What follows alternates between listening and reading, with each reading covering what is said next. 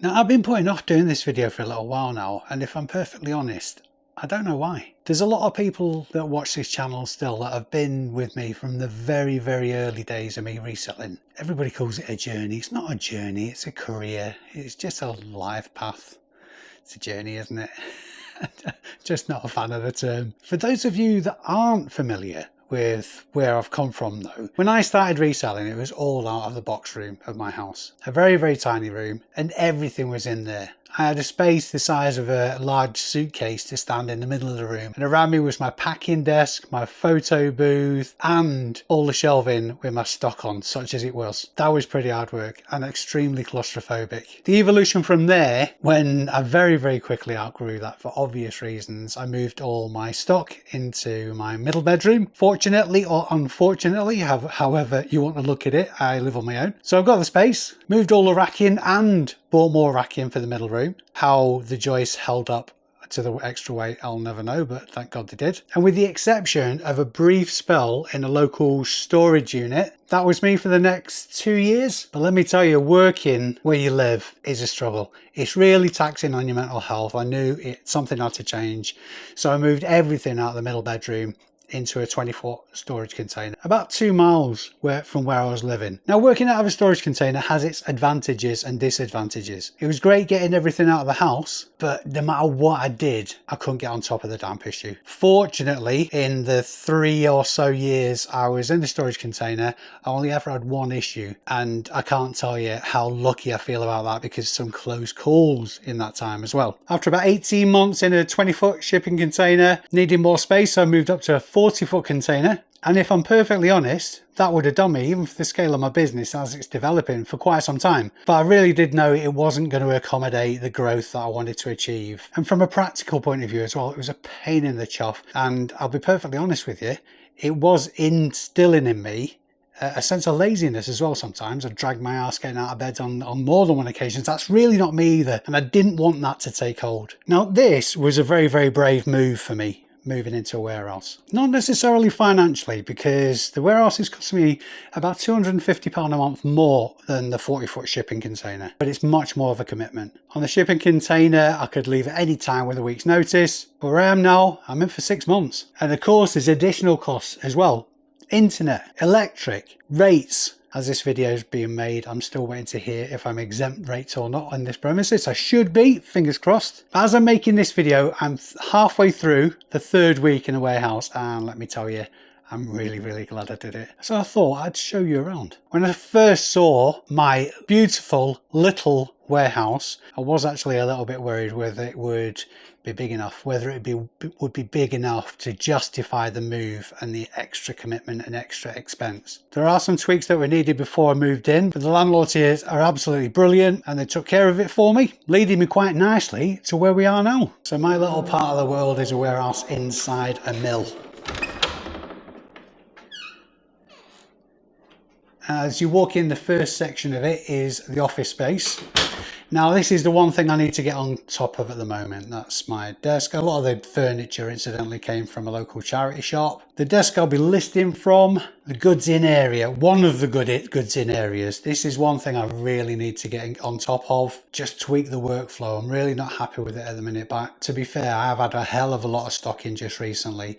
So that's the first goods in area. The second goods in area, and there is actually a third as well, which I'll show you in a minute. I had a really nice alcove, as you'll have seen in the B-roll a little earlier in the video, and I knew that I wanted a bigger photo booth, so I actually made this. I didn't have any plans or anything like that, and I only had half a clue what I was trying to do, to be fair, and it came together really, really well. It's just 2x1, brackets, screws, staples, nails, blood, sweat, tears. I know there's some people who say 2x1's not going to be strong enough, but because it's in alcove and it fits snugly, it's perfectly safe. The only thing I'm not happy with is the vinyl backdrop. Now, previously I was using a white hardboard, basically this stuff that's on the walls, which is perfect for photography backdrop. This vinyl I've had hung over my banister at home for the last 18 months or so, and there's no way those creases are dropping out. Or I've had a hairdryer on it, I've tried ironing it, they're just not coming out.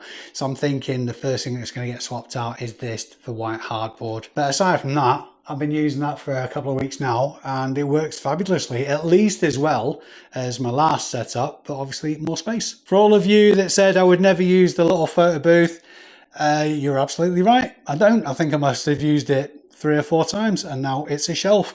So I'll probably be pinching the lights out of it and yeah, just getting rid of it. And to complement the photo booth, there's Manny the mannequin. There's a couple of different options here actually. Anything that can go on Manny does do, and anything that needs to be hung, I've just set up a little hook from the water pipe from above. Options, options, options. One thing I did learn from how I used to be taking photography is I was using the photography area as a bit of a workbench as well because of the restricted space, and it did get scuffed up and marked, and over time that was starting to show in the pictures and I just wasn't happy with it at all. So I knew I needed a workspace in here as well, a workbench technically, just to keep this area pure, just for photography. So another charity shop purchase, just a basic office desk for those reasons. So I can do all my measuring on there, any cleaning, any tweaking I need before stuff gets the picture taken of it. So that's the office area. In total, including the office space, it's 630 square foot, which is almost double the size of the 40-foot container. And this is the main part of the warehouse. I know I keep calling it a warehouse. It is a warehouse. It's for wares. I know it's small, but it's beautiful.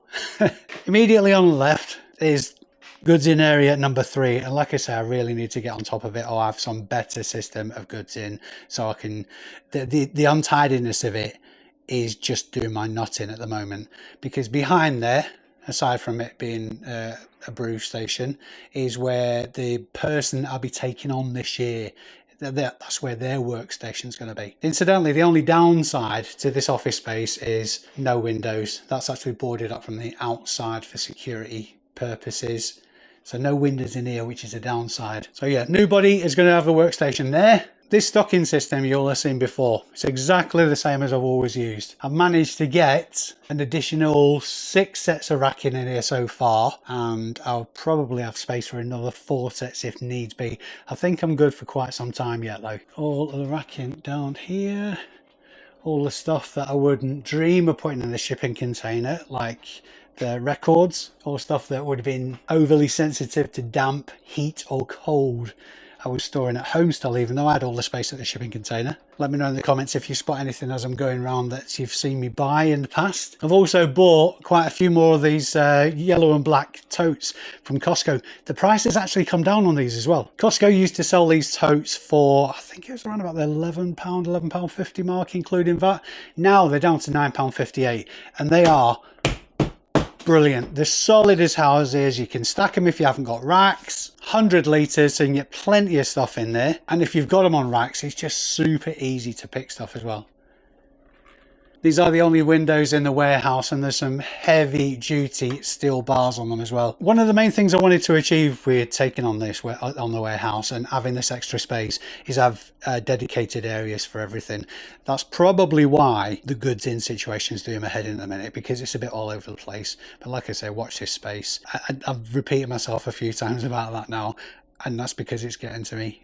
So you're just gonna have to excuse me for a moment on that. I'm indulging myself. But the separate work areas, in my mind, were gonna be absolutely essential for productivity more than anything else. In my previous incarnation, everything was essentially happening in one place, workflow wise. I was listing, doing the photography and the packing all in the one place, and I tripped up on more than one occasion, literally and metaphorically. I was very much looking forward to having a packing desk, and you've seen this before.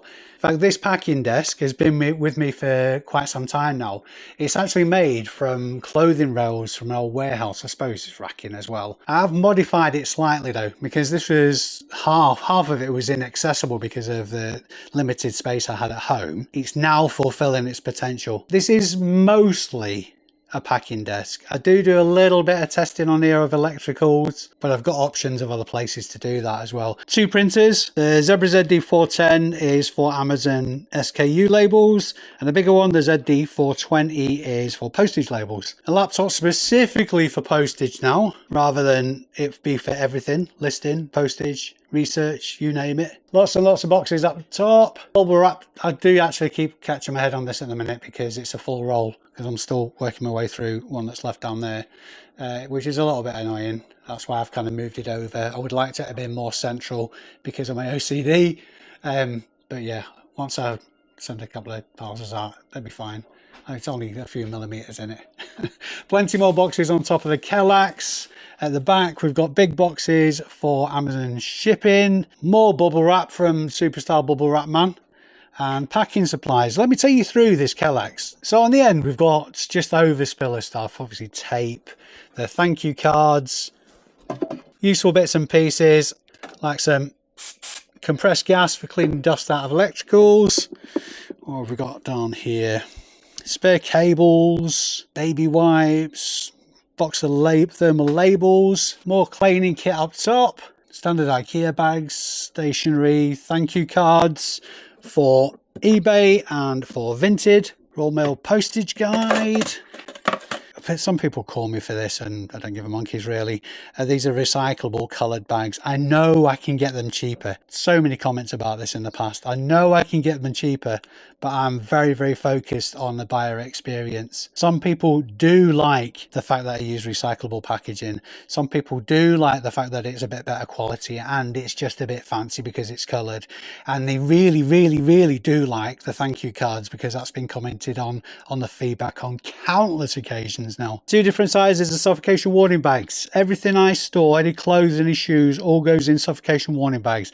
I know there's an expense to that, but it saves stuff from getting dirty, or saves the possibility of getting dirty in storage, a little bit of protection, and when it comes to picking and packing it, it's just a little bit better a customer experience as well. It just gives the impression that you've given monkeys about the products you're selling.